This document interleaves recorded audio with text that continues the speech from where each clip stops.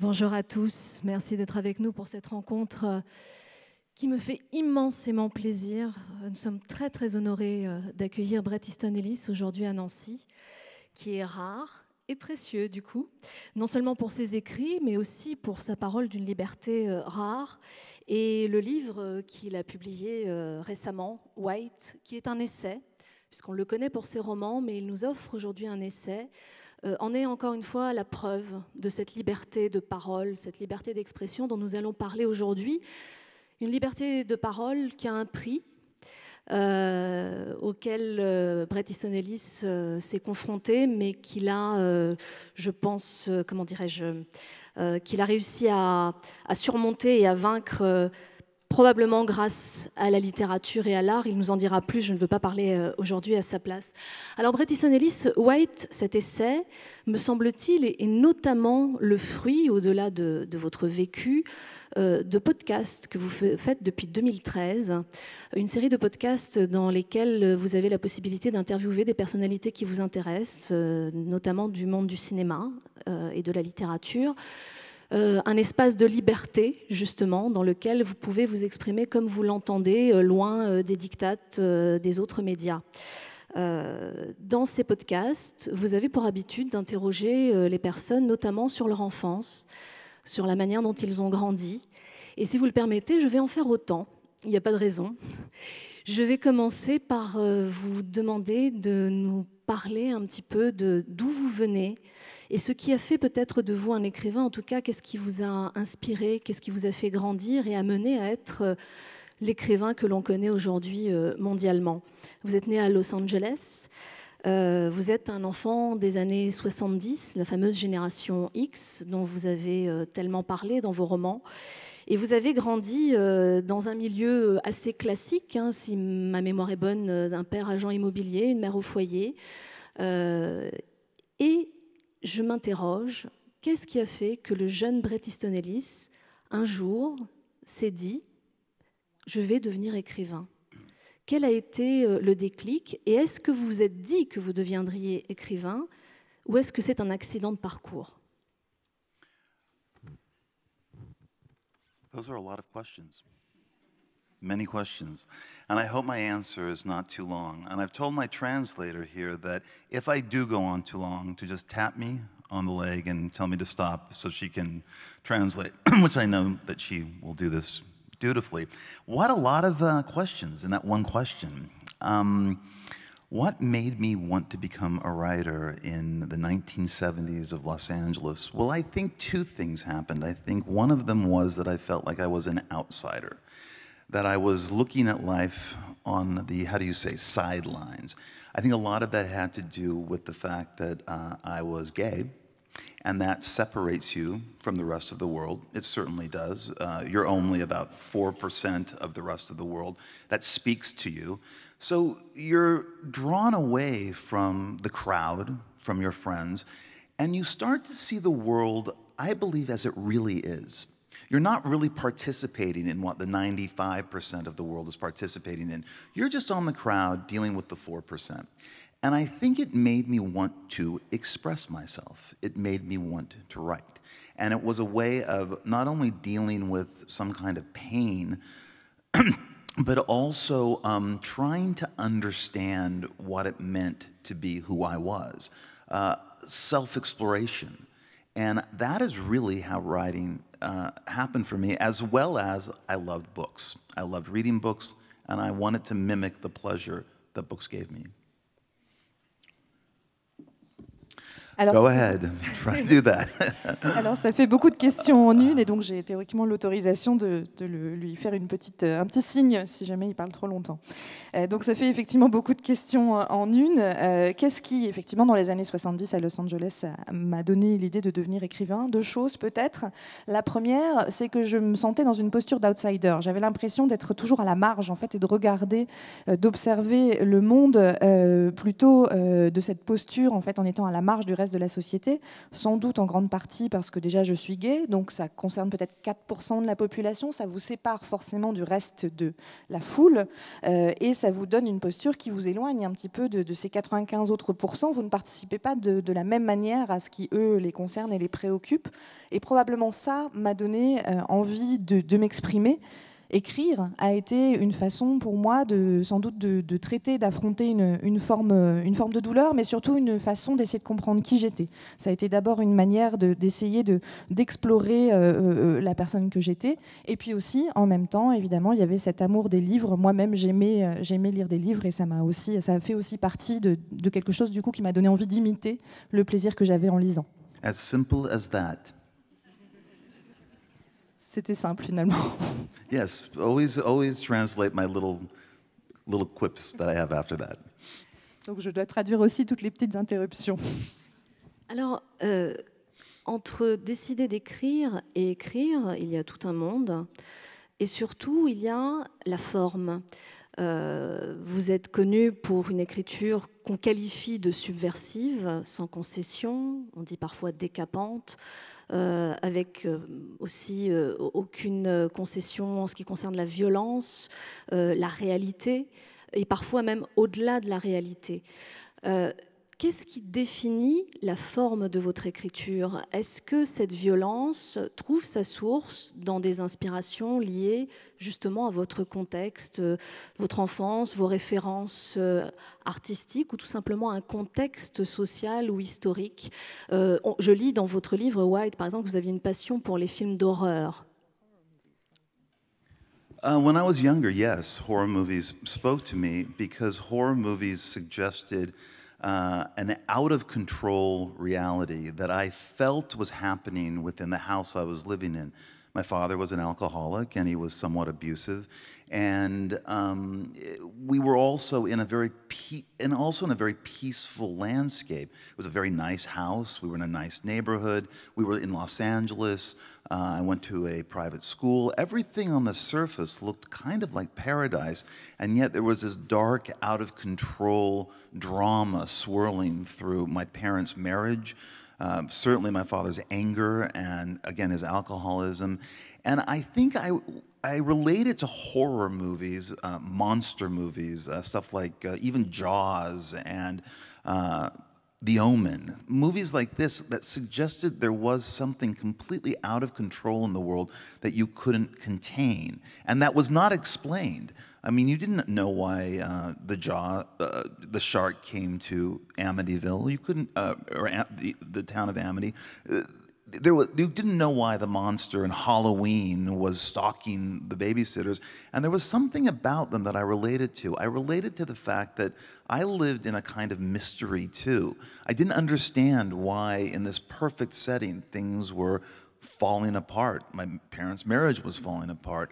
And I also was kind of a monster because I was, again, in that 4%. I was the other. I was the boogeyman in a way. So I think all of that informed the writing and also made me interested in horror fiction, horror movies, horror comics. But again, writing was always a way of understanding myself. It was always, every novel has been that way, a way of understanding who I am in any given moment. People often say, you know, before I wrote this, why didn't you write a memoir? Why haven't you written an autobiography? And I've said, read my 6 books. That is the autobiography in many ways. Good luck. Oui, c'était particulièrement vrai plus jeune, ce goût pour les films d'horreur. Les films d'horreur, en fait, me parlent parce qu'ils décrivent une réalité qui est complètement hors de contrôle. Et c'était quelque chose qui ressemblait à ce que je vivais chez moi. Mon père était alcoolique, il était parfois abusif, mais je vivais aussi dans un environnement extrêmement paisible, dans une belle maison, dans un beau quartier à Los Angeles, avec une école privée, etc. Donc il y avait quelque chose de complètement paradisiaque en apparence, et en même temps, il y avait ce drame, cette noirceur sous-jacente qui était liées au mariage de mes parents qui ne se passait pas bien, à la colère de mon père, à cet alcoolisme aussi. Et donc il y avait quelque chose qui me parlait dans ces films d'horreur, dans Les Dents de la Mer par exemple, dans ce côté complètement hors de contrôle. Dans Les Dents de la Mer, on ne comprend pas pourquoi le requin vient attaquer la ville d'Amity. Dans Halloween, on ne comprend pas non plus pourquoi ce monstre s'en prend à la babysitter. Et quelque part, il y avait quelque chose d'aussi mystérieux dans ce que je vivais moi, entre cet univers en apparence parfait et en même temps cet effondrement de l'intérieur que je percevais du mariage de mes parents notamment. Et puis moi aussi, je me sentais dans la peau d'un monstre, puisqu'encore une fois, j'appartenais à ces 4%, j'étais toujours l'autre. Et donc ça a effectivement alimenté mon écriture. C'est à la fois les films d'horreur, mais aussi la fiction, les bandes dessinées d'horreur, etc. Et puis encore une fois, j'ai toujours écrit pour comprendre qui j'étais. C'est le cas de tous mes livres. On m'a souvent demandé, avant même que j'écrive ce livre, pourquoi je n'écrivais pas une autobiographie. Et j'ai toujours répondu, allez voir dans mes 6 romans, tout y est. And I also want to add that I don't think writing is an intellectual or academic exercise. I think writing fiction and writing novels is really about pure feeling and about self-exploration, and I've always felt that. Je voudrais aussi ajouter que pour moi, dans l'écriture, il n'y a rien d'intellectuel, il n'y a rien d'un travail d'universitaire. Pour moi, l'écriture de fiction, l'écriture de roman a à voir purement et simplement avec les sentiments. Et j'ai toujours pensé que c'était le cas.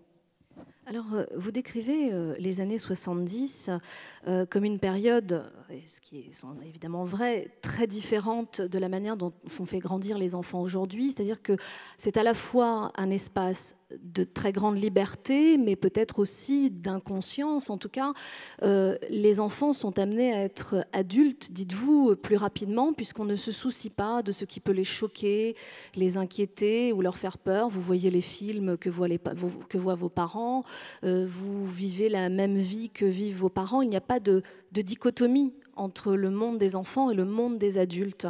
Est-ce que ça aussi a déterminé votre manière d'écrire et de voir le monde ? Certainly. Look, I think that's how it should be. I think there is something about living in the world of adults that makes you an adult faster, and it makes you a grown-up much faster than it does if you are just coddled to stay a child forever. And so I loved that kind of childhood where my parents didn't care really what I wanted or what I thought about. I never lived a life where my mother or my father would go, oh, what do you want? Do you want to go see this movie? Do you want this? We're going to take your picture now. We're going to post it on Instagram. All of this stuff. I never lived that kind of life. We lived in a world that was not made for kids. It was an adult world, and you rose up to it. You rose up to it and you wanted to ultimately become an adult. I see a very different world now, and I see a world where parents seem to be, almost guilty about exposing their children to the harsh reality of life, which is life is hard. It is unfair. Things don't turn out so well. It's not a utopia. It is actually a struggle with moments of happiness, but ultimately you are heading toward the grave. And I think my childhood prepared me for that. The way that I lived in this world of adults made me understand that, and accept, not only understand, but accept that life is like this. Not everyone's going to like you. People are not going to like you. People are not going to love you back. People you know are going to die. It's not a Marvel movie. It's not a Disney film. It's not a utopia that has a happy ending all the time. And there's some very hard truths that you can never get around. So in that respect, I think that childhood I'm grateful for, and I also think it helped imbue my writing and made me write about subject matter that maybe now I don't know if a 21-year-old or a 23-year-old would want to attempt. So, I don't know. Good luck. Oui, en fait j'ai grandi effectivement dans un monde dans lequel on vivait dans un monde d'adultes, et je pense qu'en fait c'est la façon dont ça devrait se passer, parce que vivre pour un enfant dans un monde d'adultes, c'est ça qui vous fait grandir aussi plus vite, contrairement à un univers dans lequel on serait en permanence dorloté et toujours protégé dans sa position d'enfant. Et moi j'aimais bien cet univers-là dans lequel mes parents se fichaient effectivement pas mal de ce qui m'intéressait, hein. C'était pas du tout comme aujourd'hui, quel film est-ce que tu veux voir, est-ce que tu veux prendre une photo, est-ce qu'on la met sur Instagram, etc. Et je vivais vraiment dans un monde qui n'était pas fait pour les enfants, en fait, qui était fait pour les adultes. Et ça vous oblige, en fait, quelque part à grandir pour devenir à la hauteur de ce monde-là et à être vous-même un adulte. J'ai l'impression qu'aujourd'hui, les parents sont presque en permanence à se sentir coupables d'exposer leurs enfants aux dures réalités de la vie. Mais en fait, c'est ça la vérité, c'est que la vie est effectivement difficile, elle est injuste, les choses ne se passent pas toujours bien. C'est pas une utopie, en fait, c'est plutôt une lutte, une bataille et qui conduit inévitablement à la mort. Et je pense que mon enfance, elle m'a préparée, en fait, à cette idée-là, à cette idée qu'il y a des gens qui n'allaient pas forcément m'aimer, que l'amour n'était pas toujours quelque chose qu'on recevait en retour, que parfois les gens disparaissaient, que c'était pas un film Marvel ou un film Disney ou une utopie avec une fin heureuse systématiquement, et qu'il y a des vérités difficiles auxquelles on ne peut pas échapper. Donc oui, ça a certainement aussi influencé l'écrivain que je suis devenue, puisque je ne suis pas sûre que les sujets que j'ai commencé à aborder à l'âge de 21 ans, 23 ans, un jeune homme qui aurait grandi dans le monde d'aujourd'hui les aborderait de la même manière. And I also want to add that I didn't know anybody. The suicide rate was like 0 when I was a child and adolescent. It's skyrocketed now. There were no school shootings, for instance, when I was growing up. They're weekly in the United States. And there were no medicines in terms of like to fix the child, which is now there are overdoses and there's addiction problems that are through the roof in the United States. So I do look at the childhoods of today and my childhood, and I wonder which one worked better.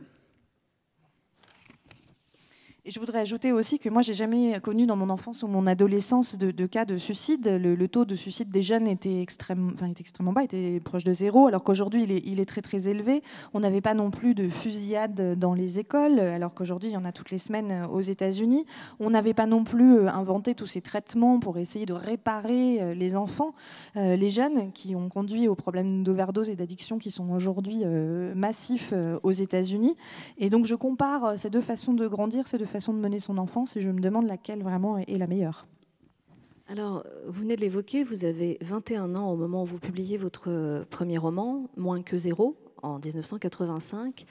Et là, vous évoquez justement une jeunesse dorée et nihiliste à la fois, une jeunesse que vous avez, dont vous avez fait le portrait avec une acuité qui a presque quelque chose de prophétique. Qu'est-ce qui vous a poussé à choisir ce sujet-là en particulier? Est-ce que c'est parce que c'est un monde que vous côtoyez? Est-ce que c'est parce qu'il y a une inquiétude latente sur le devenir de la société dans laquelle vous êtes? Ou est-ce que c'est, je ne sais pas, une inspiration du moment que vous ne sauriez pas expliquer? The subject chooses you. The subject chooses you always. And so I was just feeling, in a way, what I feel that my generation was collectively feeling, which is Gen X. You say a golden youth in a way. Yes, supposedly, I guess that you could say it was, but we were also reacting against our boomer parents and their kind of 60s utopia that failed. And we responded to their generation with irony, nihilism, punk, a kind of cold, remote distance about life. And that really informed me, and I expressed that in Less Than Zero. It was swirling all around me with my friends and the culture, the youth culture that I was a part of. So I saw Less Than Zero as merely a reflection of that I was just one of many voices of my age that were going to write that kind of book. And it turns out that I was writing I guess, faster or younger than most people, and that was one of the first documents, I guess, from that generation. But again, it was not a choice. It was really, and it really is a strange thing. I can't say that I stepped forward and said, okay, I'm going to create this mood, and I'm going to create this atmosphere. It was already there, and I just happened to describe it. En fait, c'est toujours le sujet qui vous choisit. J'ai simplement senti quelque chose que ressentait toute ma génération. Je pense collectivement, la fameuse génération X, peut-être effectivement une certaine jeunesse dorée, comme vous le dites, mais on était surtout, je pense, en réaction en fait à la génération de nos parents, celle des baby-boomers, celle des années 60, de ces utopies qui avaient échoué.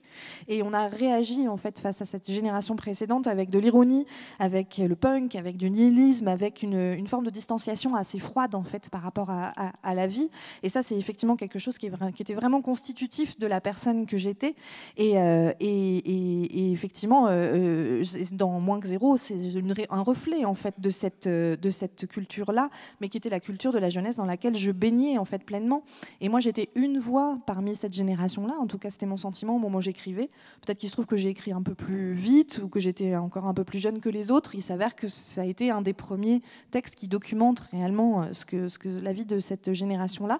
Mais encore une fois, c'était pas un choix. J'ai pas décidé que c'était cette atmosphère-là que je voulais. C'est simplement, elle était déjà là et je n'ai fait que la décrire. There is someone asleep in the 10th row. Il y a quelqu'un qui dort là-bas. I keep looking at him. He's completely asleep. But anyway. je le vois, il dort complètement. It's not going to stop me. I'm going to keep talking. Ça ne m'arrêtera pas, je continuerai à parler. Alors, évidemment, on ne peut pas ne pas parler. Alors, il y a eu en 87 les lois de l'attraction dans lesquelles déjà apparaît un personnage qui va devenir culte, et vous ne le savez pas à ce moment-là, qui est Patrick Bateman, c'est-à-dire American Psycho, que vous publiez en 1991 aux États-Unis. Que vous publiez, c'est vite dit, parce que ça n'a pas été une mince affaire. Votre éditeur de l'époque vous lâche en cours de route, c'est-à-dire que vous proposez ce projet de livre sur lequel vous travaillez déjà depuis quelques années, et vous avez dû changer d'éditeur puisque l'éditeur que vous aviez a refusé de publier American Psycho, qui au final s'est vendu à 1 million d'exemplaires pour être ensuite adapté au cinéma en 2000, et on y reviendra peut-être. Mais American Psycho, Patrick Bateman, c'est un personnage que vous avez construit, si ma mémoire est bonne, sur la durée, c'est-à-dire qu'il n'était pas un serial killer au départ quand vous l'avez imaginé, n'est-ce pas? No, when I began writing American Psycho and I kept envisioning this yuppie, this Wall Street guy named Patrick Bateman, who I had actually written about briefly in The Rules of Attraction. Maybe you said that, but he appears near the end of it. And I wanted to explore Wall Street because I knew when I was writing Rules of Attraction, oh, that's Sean Bateman's older brother who works on Wall Street, and I wanted to write a novel about Wall Street. And when I started to do the research with the young men who worked on Wall Street, I didn't really find out that much about what they did to become so rich or to make all of this money as very young men in the late 80s. They really wanted to show off their lifestyles. They wanted to show off what their money could buy, not how they got the money. And so I had many nights with these men, and it was just kind of this exhibitionistic displaying of their wealth, of their suits, of their apartments, of the clubs they could get into, you know, all of this stuff. And one night I was just sitting with them, and for some reason I thought, oh my God, Patrick Bateman is going to be, or think he is, a serial killer. And I can't tell you why that popped into my mind on that night in May of 1987, I think it was, or 86. And one of those years, it was a long time ago. And so I began to rethink the book. And it became about this deranged yuppie driven mad by the American dream and about the greed and the excesses of that era, of the Reagan 80s. And it became a very different book. It became very violent, very pornographic, extremely explicit. Was this a dream? Was this reality? I didn't know. Patrick Bateman didn't know. And that made it fascinating to write. The book still has a mystery to me that I've never been able to answer. En fait, quand j'ai commencé à écrire American Psycho, j'avais effectivement cette envie d'explorer ce personnage de quelqu'un qui est d'un youpi, un jeune homme qui travaille à Wall Street et qui devient très riche. Et effectivement, j'avais déjà écrit brièvement ce personnage qui apparaît à la fin des Lois de l'attraction, donc de Sean Bateman, qui est le grand frère de Sean Bateman des Lois de l'attraction. Et donc je me suis dit que ça pouvait être un biais pour explorer le sujet. Mais j'ai commencé à rencontrer en fait des jeunes traders qui travaillaient à Wall Street et je me suis rendu compte que je n'arrivais pas vraiment à en apprendre davantage sur ce qui les avait rendus si riches à la fin des années 80, que ce qui leur plaisait, c'était surtout d'exhiber leur mode de vie, d'exhiber en fait tout ce qu'ils étaient capables de s'acheter avec leur richesse, etc., mais pas forcément de mettre en avant la manière dont ils s'étaient procuré tout cet argent. Et il y avait vraiment quelque chose de très exhibitionniste en fait dans la façon dont ces jeunes hommes avec qui je discutais exhibaient leurs richesses, leurs costumes, leurs appartements, les boîtes dans lesquelles ils pouvaient se permettre de sortir, etc.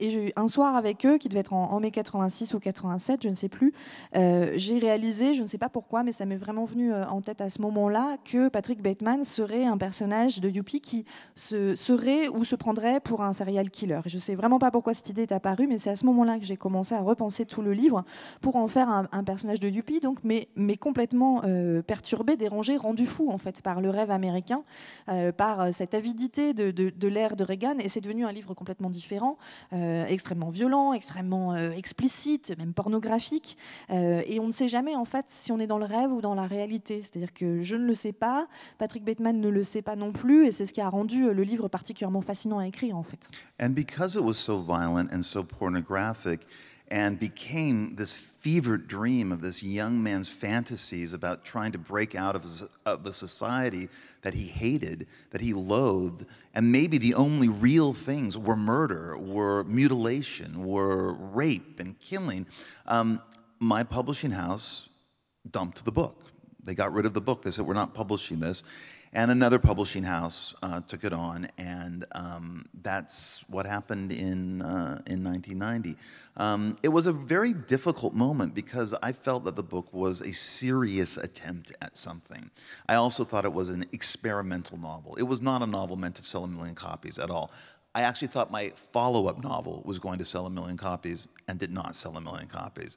I thought that about I thought American Psycho was just going to be this experimental novel, and I was really surprised by that reaction, that people felt it was an endorsement of something, that it was an endorsement of sexism and racism and homophobia, when in fact I saw it was a criticism of all of those things that were flourishing within the white tribe of Manhattan in that time, among this golden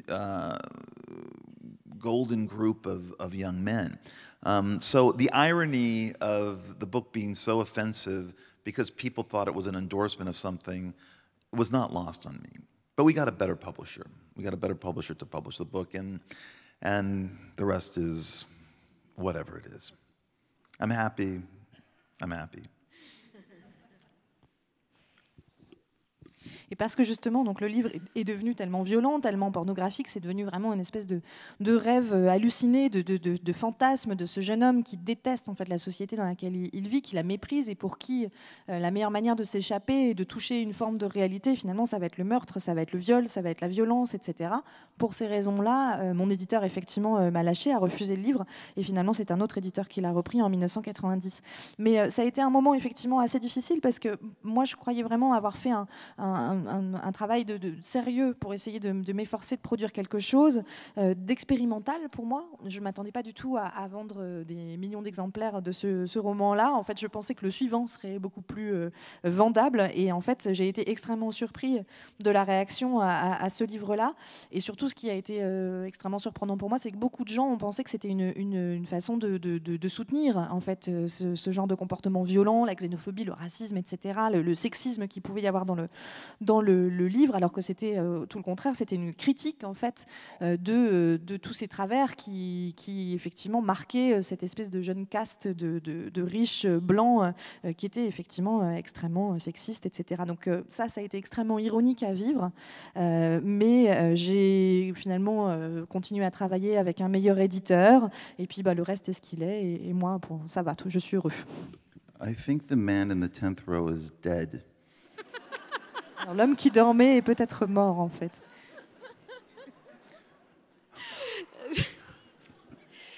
Vous parlez évidemment d'American Psycho dans White, et vous référez à cette phrase qui d'ailleurs est aussi retenue dans le scénario du film, donc, qui est, avec Christian Bale, qui est sorti en 2000.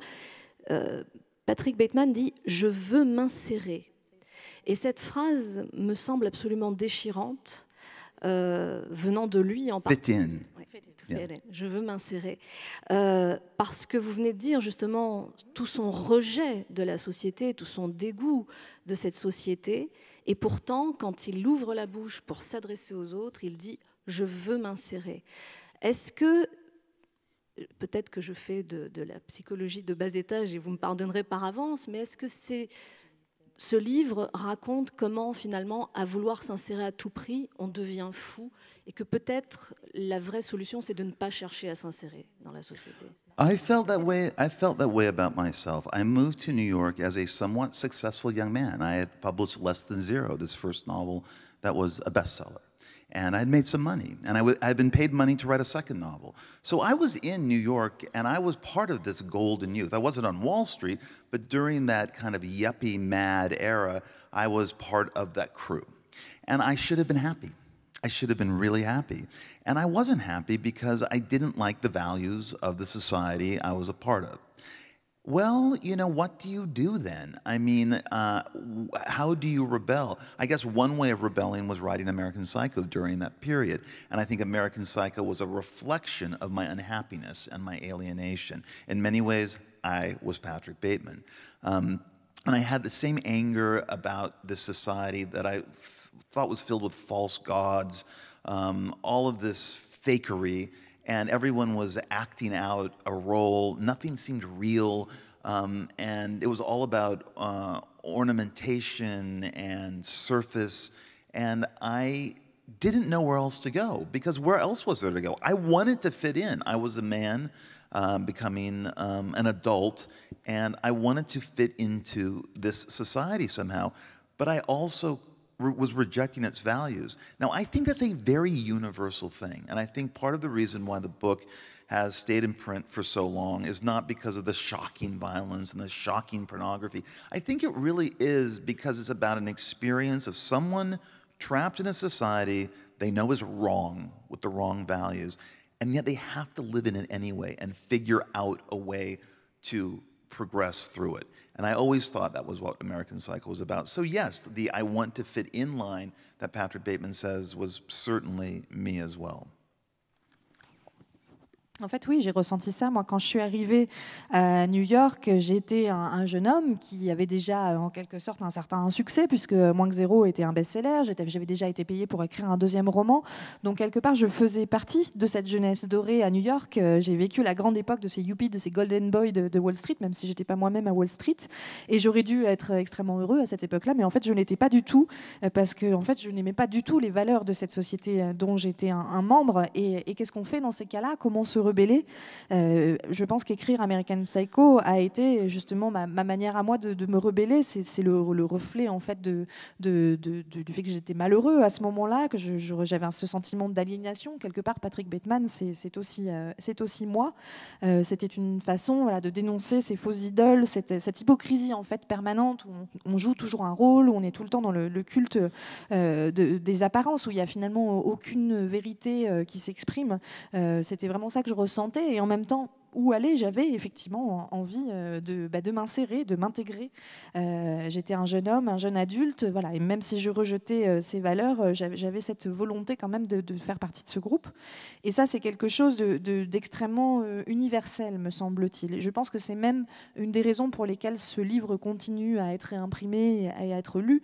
À mon avis, c'est pas pour sa violence ou pour sa pornographie, mais c'est justement parce qu'il représente cette expérience de quelqu'un qui est coincé dans une société dont il sait qu'elle est mauvaise, que les valeurs en fait en sont mauvaises, mais qu'il est bien obligé de vivre avec et qu'il doit trouver moyen de s'y frayer un chemin.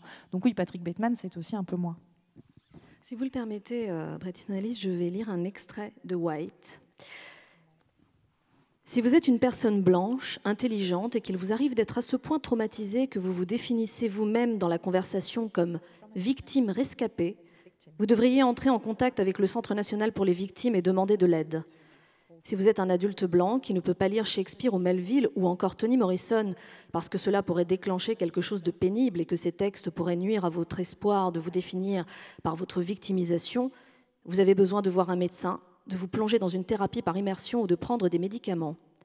Si vous sentez que vous subissez des micro-agressions lorsque quelqu'un vous demande d'où vous venez, ou pouvez-vous m'aider avec mon problème de maths, ou vous dit « Dieu vous bénisse » après que vous avez éternué, ou encore quand un type ivre essaie de vous ploter pendant une fête à Noël, ou qu'un abruti en quête de sensations se frotte délibérément contre vous pendant que vous attendez le voiturier, ou que quelqu'un vous a simplement insulté, ou que le candidat pour lequel vous avez voté n'a pas été élu, et si vous considérez que c'est une sorte de manque de respect massif à l'échelle de la société, et si ça déclenche le truc en vous que vous avez besoin d'un espace protégé, alors il vous faut chercher de l'aide auprès de professionnels.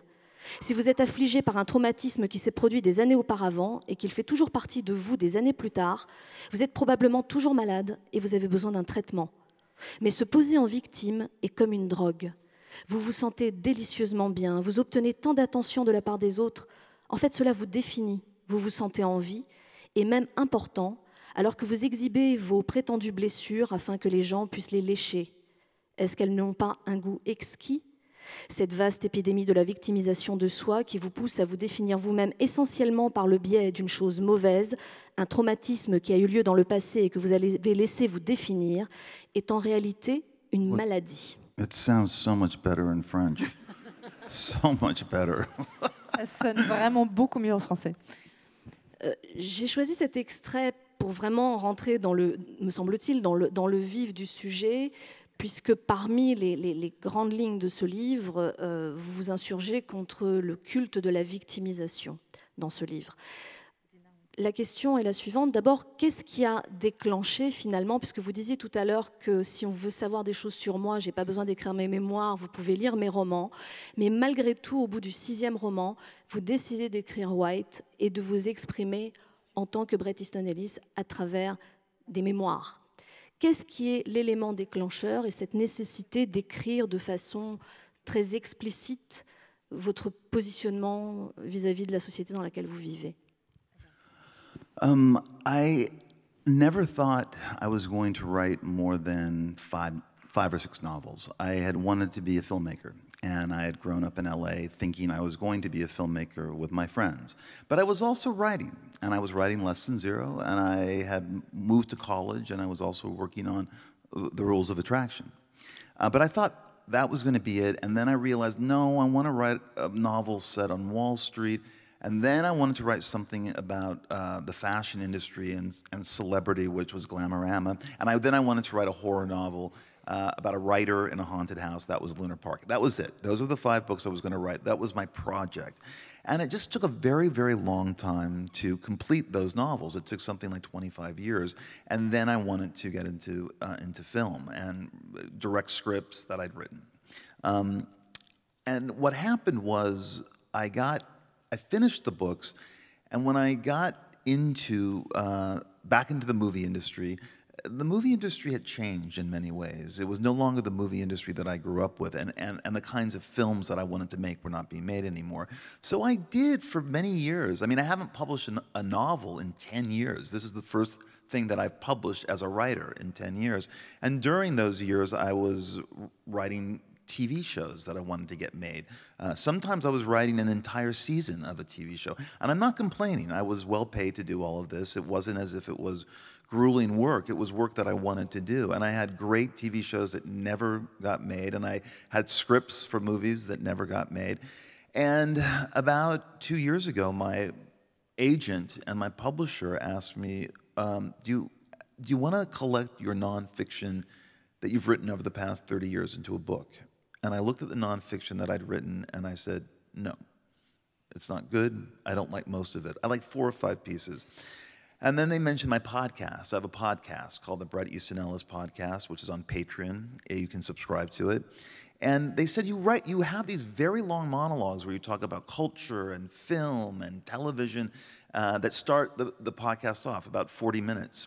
And why don't you take some of that and put it into a book? I didn't know if it was a good idea, but I began to experiment, and I realized that I had an essay about where I was right now. And that was the genesis for White. It would begin when I was a child, in my childhood, and then it would take me all the way to the summer of 2018, where I did not recognize the world anymore.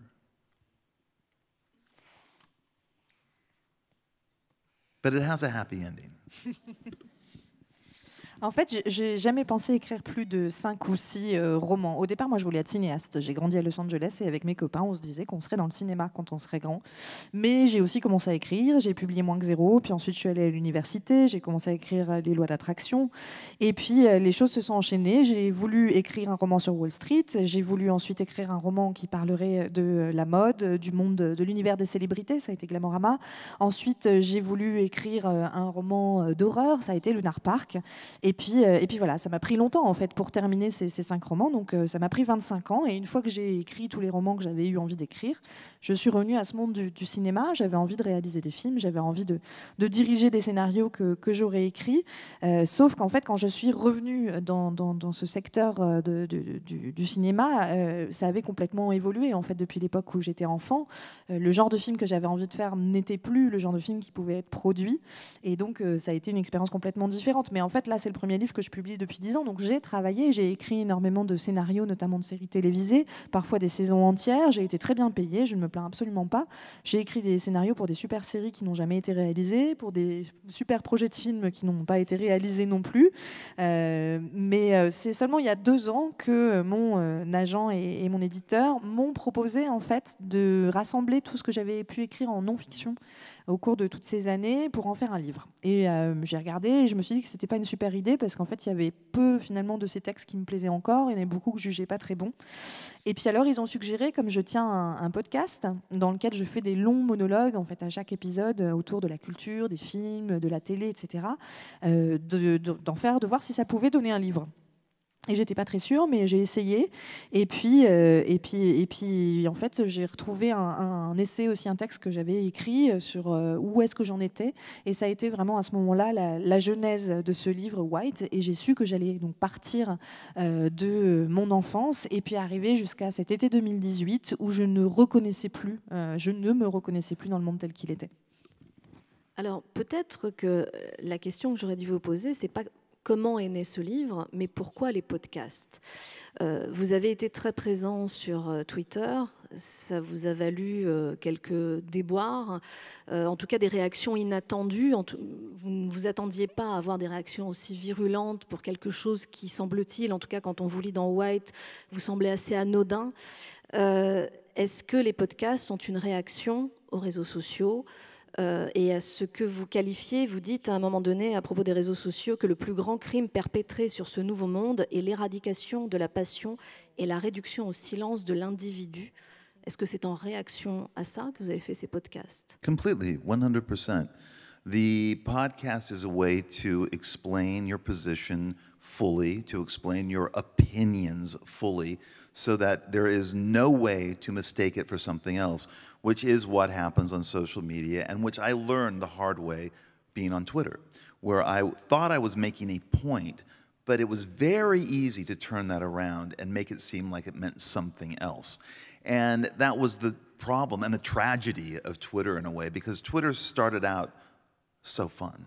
It was great in 2008, 2009. It was the Wild West of self-expression. You went out, you made outrageous statements, you said very provocative things, people screamed, people laughed, people moved on. And it hadn't become this virtue signaling machine about how socially conscious you were, how aware you were of the world. And it became something that started to attack free expression. Twitter was one of the first places that began to cancel people for opinions they had about stuff, for jokes they made. And it was the first inclination in terms of this cancel culture that you became aware of. And you thought, are you kidding me? That's just a dumb joke about whatever, HIV or whatever. And suddenly this person is completely canceled and has lost their job and has, is the subject of 1 million death threats hurled at them. So the podcast became a way of dealing with my opinions in a very full, very detailed way that Twitter and most of social media didn't allow. And I did. I got in trouble for Twitter kind of my midway point. Earlier, no one got in trouble for Twitter. But then about midway, my tweets became the targets of people who thought they meant something that they didn't. And that was a really odd moment. Oui, oui, c'est tout à fait ça. Je suis à 100% d'accord avec ça. En fait, le podcast, c'est une manière d'exprimer beaucoup plus clairement, beaucoup plus en détail son opinion, son point de vue, de telle manière qu'il ne puisse pas être pris pour autre chose, qu'il ne puisse pas y avoir d'erreur possible, contrairement aux réseaux sociaux. Et je l'ai effectivement appris de manière douloureuse à travers de mon usage de Twitter, en fait. Et c'est vrai qu'au début, ce n'était pas du tout le cas. Sur Twitter, les premières années, c'était vraiment un espace, au contraire, c'était le Far West, en fait, de la liberté d'expression. On pouvait raconter n'importe quoi, faire des commentaires complètement scandaleux. Ça faisait réagir énormément de gens. Et puis c'est devenu, en fait, je ne sais trop comment, un espace dans lequel il s'agit davantage de faire étalage de sa conscience sociale, de ses vertus, de les démontrer, etc. Et c'est devenu un des premiers espaces, en fait, où la liberté d'expression a subi des attaques et où, parce qu'on peut très rapidement, en fait, interpréter de travers un commentaire, il y a des gens qui, pour leurs opinions ou pour un commentaire anodin ou une mauvaise blague, se sont retrouvés avec leur compte supprimé. Et quand j'ai vu ces premiers signes apparaître, et c'était vraiment sur Twitter que ça a commencé, je n'en croyais pas mes yeux de voir que pour une blague stupide, par exemple, sur le VIH, on pouvait se retrouver non seulement exclu, mais perdre son travail, se retrouver avec 1 million de menaces de mort, etc.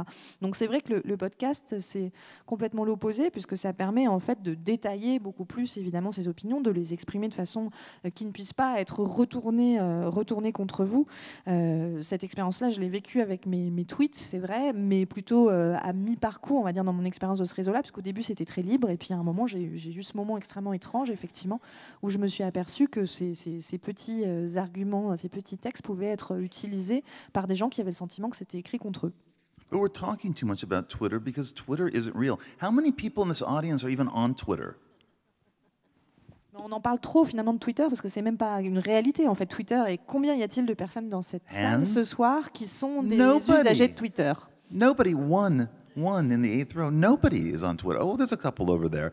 But look, that is 1% of the audience. So, you know, we're talking about Twitter, but I don't know. It isn't real, and it's really only reflective of, I think someone did a study, 2% of the population, and there's another 98% that feels completely differently than everything that's on Twitter.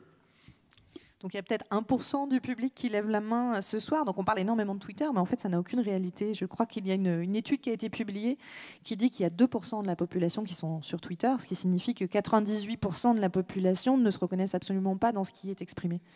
Et cependant, vous dites dans votre essai que Twitter encourage la colère et le désespoir, que c'est une machine construite pour l'outrage et le scepticisme.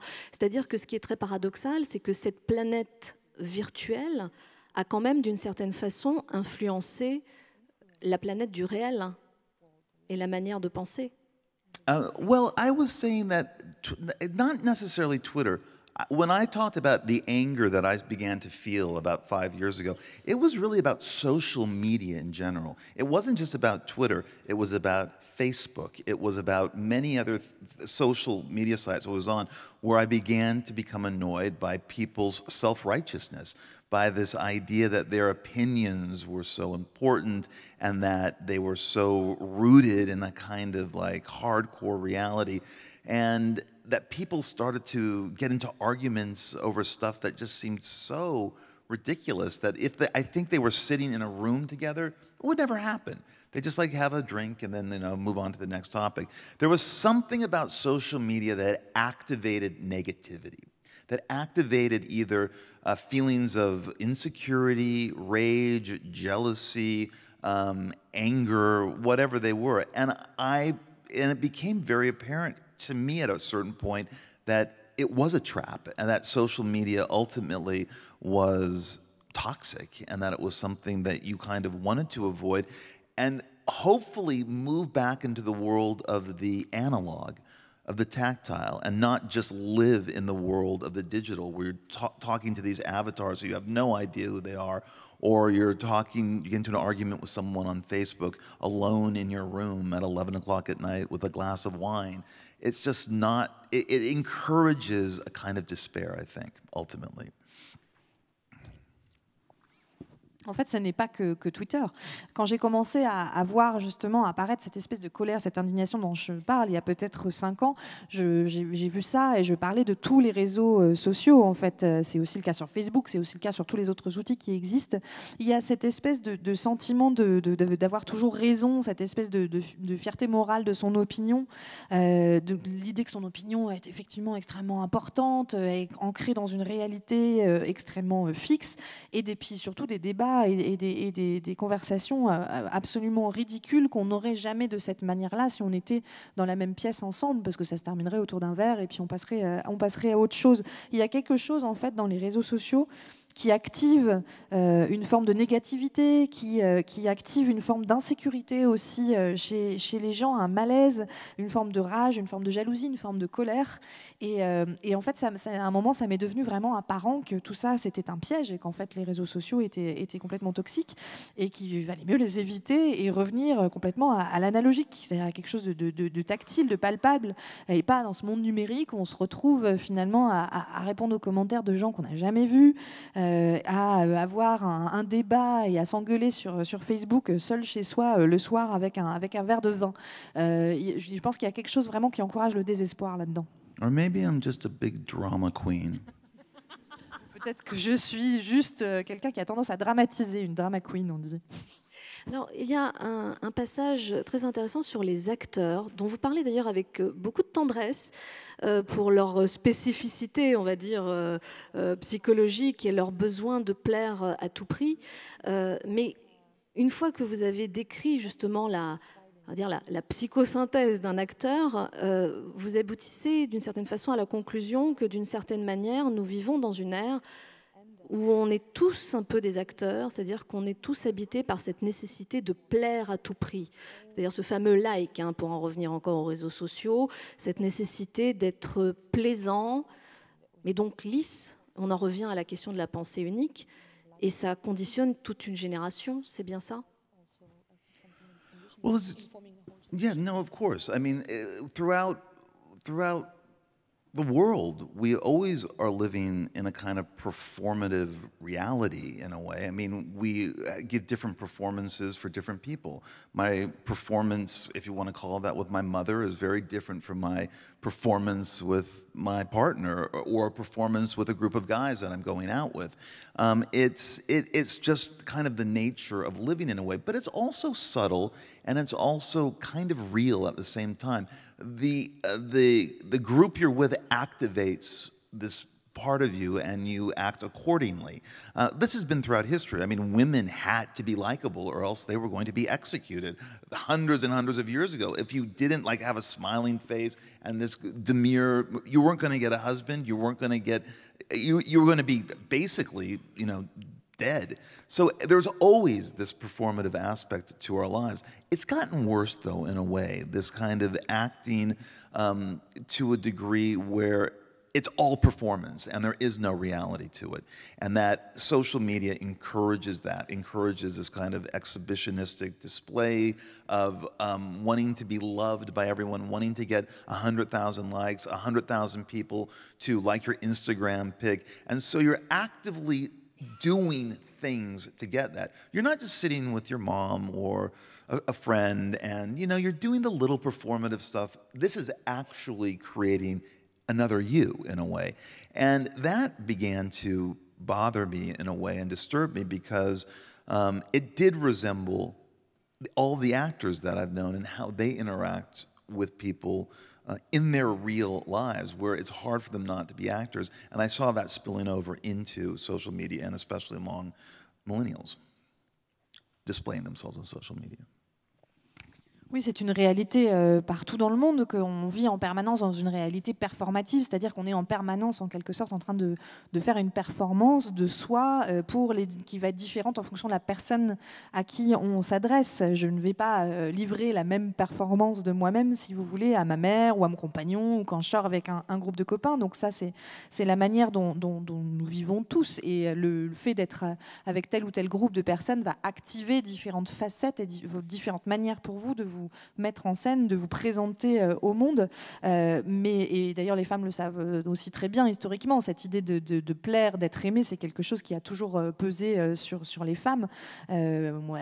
C'était une question de vie ou de mort pour elles, celle de plaire, puisque si on n'a pas la bonne attitude, le bon sourire, l'attitude modeste qui convient, on ne trouve pas de mari, et donc concrètement, on est condamné à la mort.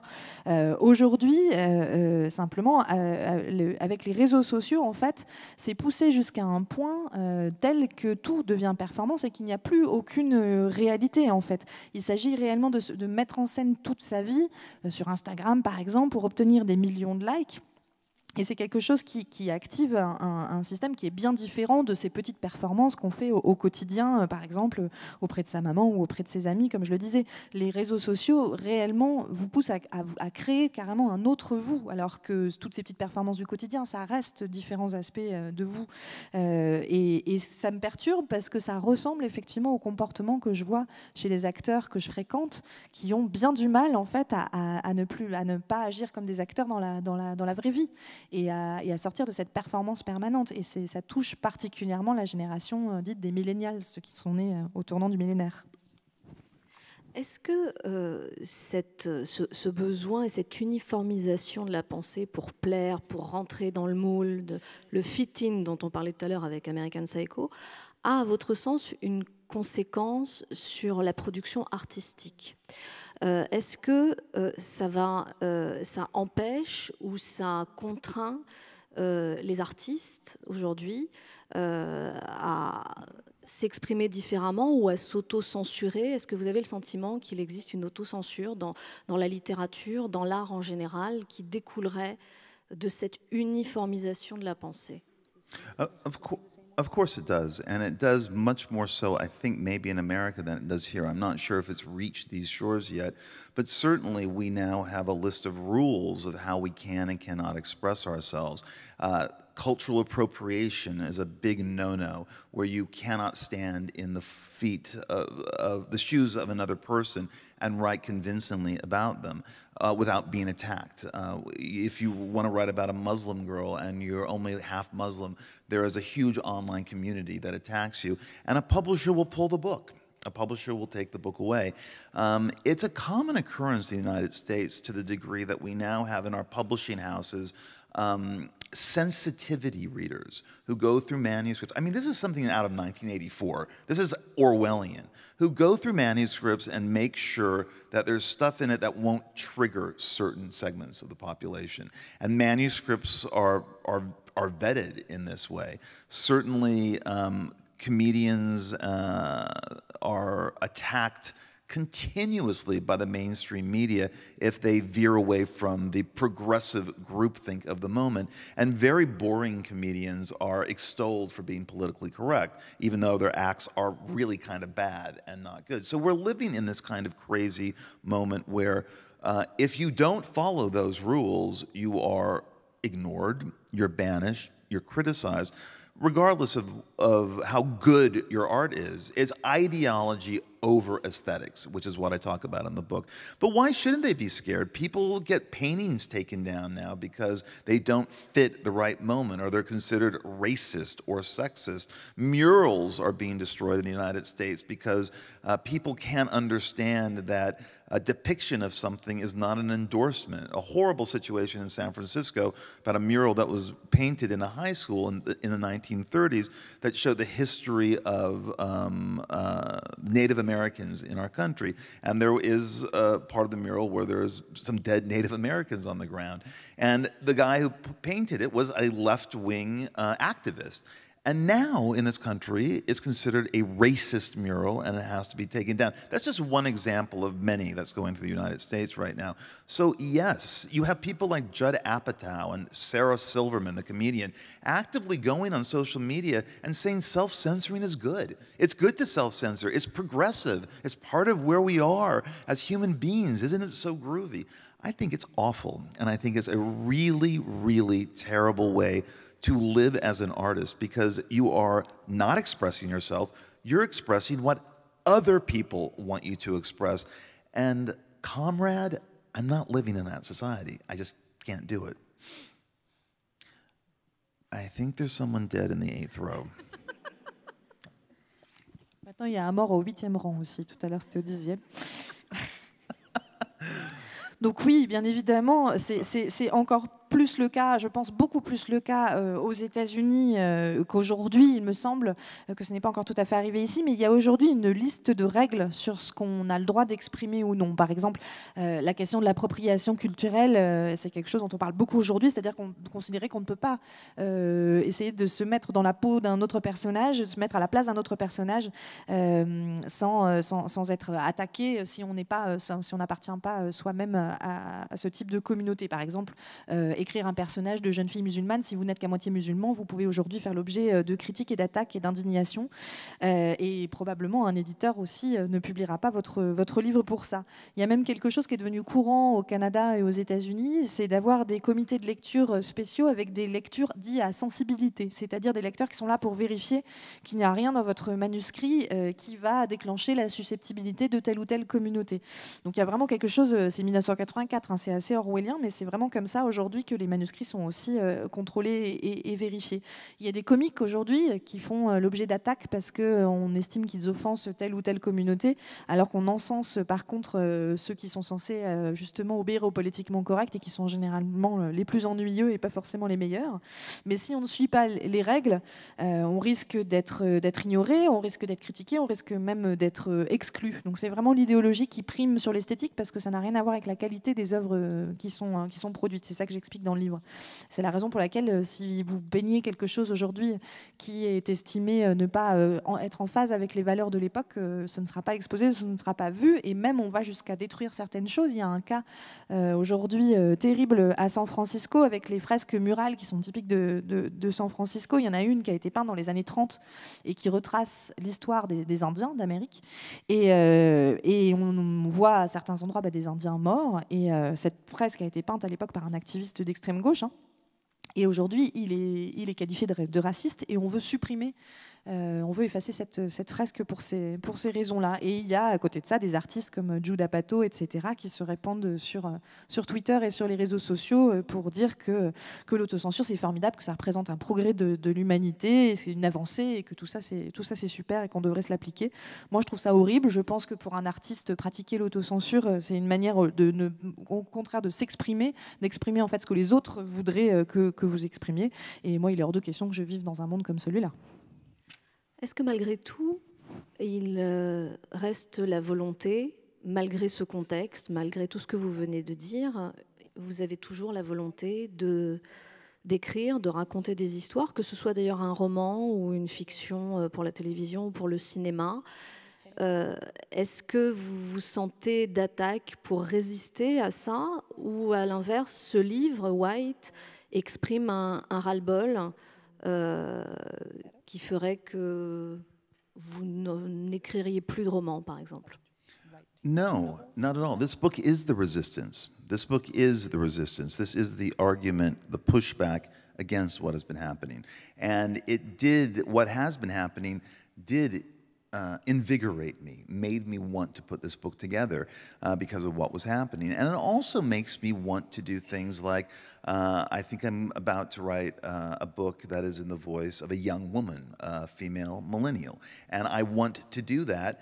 And if I was listening to the moment that we're in, I would shrink back and go, I don't think I can do that. I'm too afraid to do that. But I want to do that regardless. It's not because of the moment we're in I want to write this book. I just want to write this book. So that's something that's happening. And I feel that, look, in the US, I've been punished for this book. It was very controversial. sold more copies than anything I've written since American Psycho, but I got punished, and I did get kind of banned from mainstream media. That is just the price that you have to pay in terms of having an opinion and having free speech and feeling that you are kind of going against the grain of what is going on out there. But no, I have never felt, I wouldn't be sitting here today having this talk with you if I felt that I can't say these things or else I'm going to be canceled, or in case I'm going to be banned in somehow. You have to understand, I already was canceled in 1990 with American Psycho. I've already been through that. So if it happens again, I bring it on. Non, au contraire, en fait, ce livre, c'est justement la façon de résister. En fait, c'est ma manière de m'opposer, de répondre en fait à la situation que j'observe. Et en fait, ce qui se passe me redonne au contraire de l'énergie. Il m'a donné en fait envie d'écrire ce livre. Ça me donne même en fait peut-être envie d'en écrire d'autres, d'écrire avec des voix différentes. J'aimerais bien écrire du point de vue d'une jeune femme de cette génération des millennials, par exemple. Et si j'écoutais ce qui se passe avec la situation actuelle, ça pourrait me faire peur d'écrire un livre pareil. Mais en fait, j'ai quand même envie de le faire, donc ça ne m'en empêche pas. Après, aux États-Unis, j'ai effectivement été sanctionnée pour ce livre. Il a suscité une énorme controverse.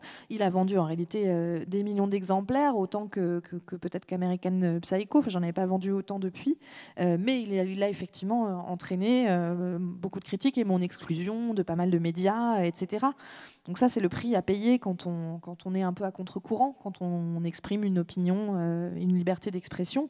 Mais si je ne serais pas ici à m'adresser à vous aujourd'hui, si je n'étais pas prêt justement à prononcer ces paroles-là. Et en fait, j'ai déjà vécu tout ça. J'ai déjà vécu le fait d'avoir un livre qui est refusé par un éditeur, le fait d'être exclu, d'être sanctionné, etc. Donc si ça doit se reproduire, on y va.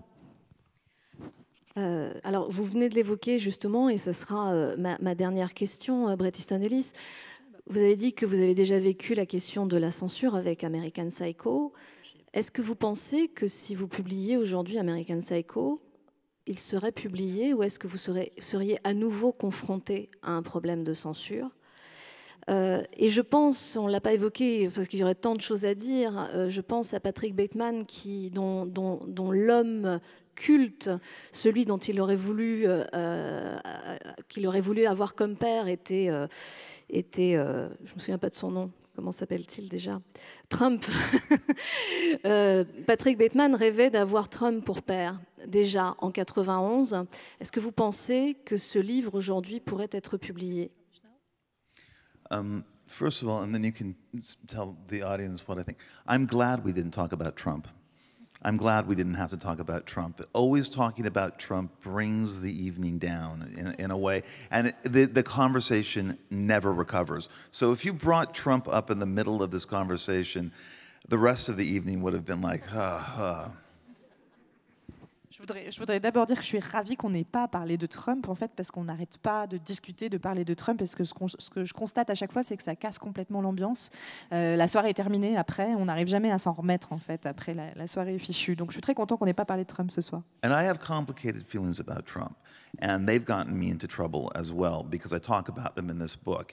I am kind of the anti-Trump. I'm not the pro-Trump, but I am the anti-Trump because I don't think the resistance in the U.S. worked at all. I think it was a complete failure and kind of a disaster for the Democrats. Anyway, that's all I'm going to say about that. But American Psycho would never be published now.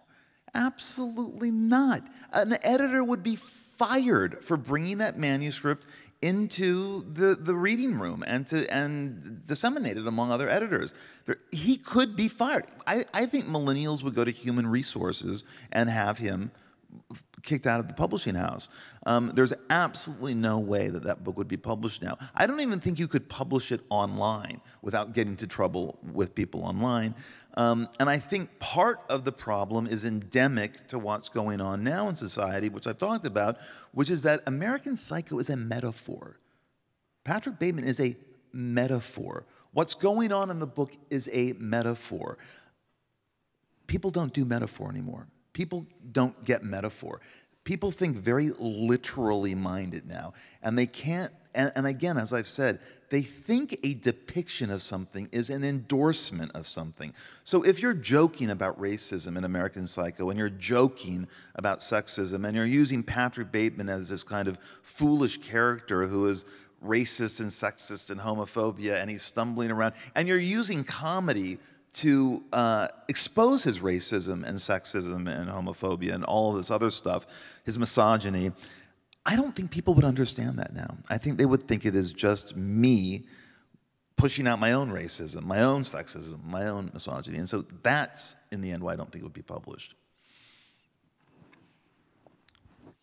Au sujet de Trump, j'ai des sentiments assez ambivalents qui m'ont d'ailleurs attiré aussi des problèmes. Dans ce livre, d'ailleurs, je l'évoque. Je suis en quelque sorte un prototype de l'anti-anti-Trump. C'est-à-dire que je ne suis pas pro-Trump, mais par contre, je pense que les anti-Trump, la résistance anti-Trump n'a pas du tout marché aux États-Unis, que ça a même été une catastrophe pour les démocrates. Mais je ne m'étendrai pas davantage là-dessus.